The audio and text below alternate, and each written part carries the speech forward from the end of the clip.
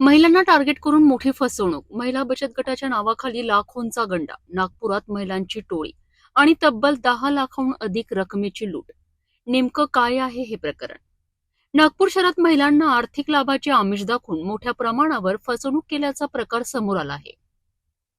या प्रकरणात आरोपी महिलांनी महिला बचत गटाच्या नावाखाली लोकांना गुंतवणुकीचे आमिष दाखवलेत.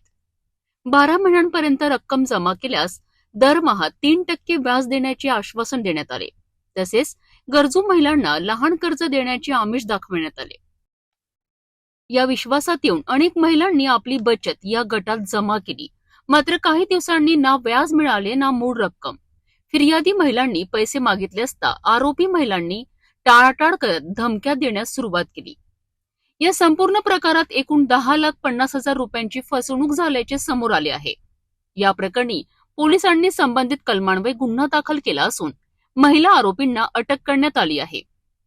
पोलिसांनी नागरिकांना आवाहन केले आहे की अशा प्रकारच्या योजनेत पैसे गुंतवण्यापूर्वी पूर्ण पडताळणी करावी.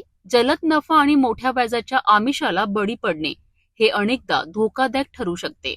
नागरिकांनी अशा योजनांपासून सावध राहणे गरजेचे आहे.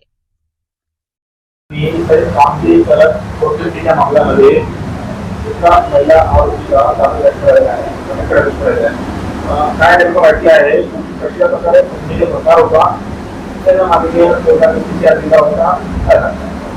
यामध्ये एक महिला आहे जिचं नाव आहे गीता सुनील धामणे आणि तिची एक सहकारी आहे. यांनी महिला बचत गट फंड कार्ड तयार केलेलं होतं आणि महिला बचत गट फंड कार्ड काढून त्यामध्ये दर महिन्याला ठराविक रक्कम गुंतवणूक करायची आणि त्याच्यावर दर महिन्याला 3% परतावा म्हणजे इयरली 36% परतावा त्यावर देणार अशी कमिटमेंट त्यांनी लोकांसोबत केलेली होती. याच्यामध्ये आतापर्यंत 18 महिला या पोलीस स्टेशनला अप्रोच झालेल्या आहेत आणि एक साधारणपणे 15 लाखाची फसवणूक या महिलांची झालेली आहे. या महिलांना कार्ड दिलं जायचं आणि कार्डमध्ये गुंतवणूक त्यामध्ये पैसे गुंतवणूक करण्यास सांगितली जायची. सर्व गुंतवणूक करणाऱ्या या महिला या दोन्ही भांडी करणाऱ्या किंवा काम करणाऱ्या आहेत आणि त्यांना अशा प्रकारे आमिष दाखवून जास्त व्याजाचं किंवा जास्त परताव्याचं आमिष दाखवून त्यांना इन्व्हेस्ट करायला सांगितलं जात होतं. सदर महिलेविरुद्ध आरोपी महिलेविरुद्ध गुन्हा नंबर 157/2026 कलम 318(4)(3)(5) भारतीय न्याय संहिता प्रमाणे तसेच MPID कलम 3(4) प्रमाणे हा गुन्हा दाखल करण्यात आलेला आहे. पुढील तपास चालू आहे. याच्यामध्ये सदर महिलेला गुन्हा दाखल करून अटक करण्यात आली होती. आज रोजी तिचा पोलीस कस्टडीची मुदत संपत आहे आणि आज पुन्हा तिला पोलीस कस्टडीसाठी किंवा न्यायालयासमोर हजर करण्यात येणार आहे. गुन्ह्याचा पुढील तपास चालू आहे. सर्व वरिष्ठ अधिकाऱ्यांच्या मार्गदर्शनाखाली मानकापूर पोलीस स्टेशनच्या टीमने ही कारवाई केलेली आहे. API निशा खोब्रागडे आणि त्यांची टीम आहे. त्यांनी गुन्हा दाखल करून त्यांच्याकडे तपास देण्यात आलेला आहे.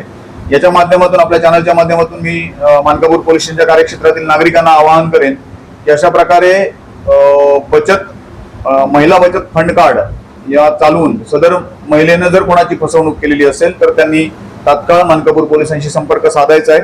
आणि दुसरी विनंती मी नागरिकांना करेन की अशा प्रकारे ज्या काही बचतीच्या किंवा गुंतवणुकीच्या योजना आहेत यामध्ये अशा प्रकारे जर त्याचं व्हॅलिड योजना नसतील, कायदेशीर दृष्ट्या मान्यता नसलेल्या योजना असतील तर त्याच्यामध्ये फसवणूक होऊ शकते. त्यामुळे नागरिकांनी गुंतवणूक करताना देखील सावधगिरी बाळगणं गरजेचं आहे की आपण कोणाकडे गुंतवणूक करतोय, कोणत्या कंपनीकडे करतोय किंवा ज्या ठिकाणी आपण पैसे गुंतवणूक करतोय ती सुरक्षित आहे का याची खातरजमा स्वतः मार्फत किंवा तज्ञांच्या मार्फत करून त्यानंतरच आपले पैसे गुंतवणूक करायचे आहेत.